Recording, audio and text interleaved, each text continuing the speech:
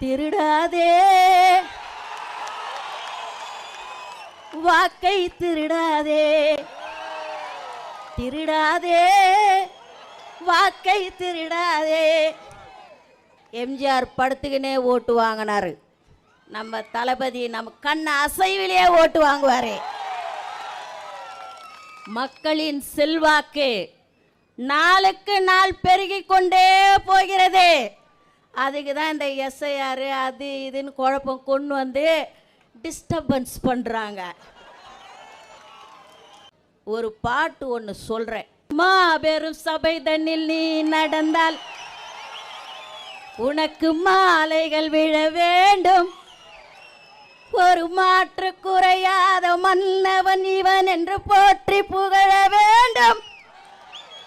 யார் அந்த மன்னவன்? தளபதி. தளபதி திட்டம் போட்டு திருடுற கூட்டம் வாக்கை திருடி கொண்டே இருக்குது. இதை சட்டம் என்ற பெயரில் தானே எஸ்ஐஆரோ குழப்புது. திருடனா பார்த்து திருந்த விட்டா திருட்டை ஒழிக்க முடியாது. நாம தான் ராஜா தீராஜா. கவனமா வாக்கு சாவடிக்கு முன்னாடி ஒரு டிஸ்டன்ஸ் கொடுப்பாங்க. அதில் நின்றுகிட்டு திட்டு ஓட்டு போடுறோன்னா லபக், செத்து போந்து போதா லபக், புட்டி புட்டி இழுத்து வைக்கணும். நான் இப்படி தான் பேசுவேன். எனக்கு இலக்கணமாலாம் பேச தெரியாது. இப்படி தான் பேசுவேன். ஏன்னா நான் வந்து ஸ்லம்மு. நான் இப்படி தான் பேசுவேன்.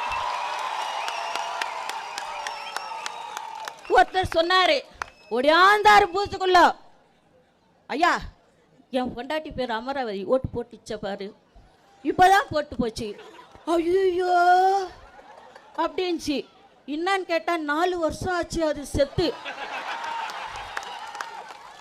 ஆனால் எலெக்ஷன் அப்போ கரெக்டாக ஓட்டு போட்டு என்னை பார்க்காம கூட போதியா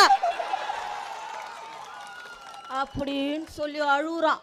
இதை எங்கே போய் சொல்கிறது? இந்த எஸ்ஐஆர் இதை சரி பண்ணிடுமா? அமராவதியை சேர்த்து அம்பிகாவதியோடு இணைத்துடுமா? சொல்லுங்க.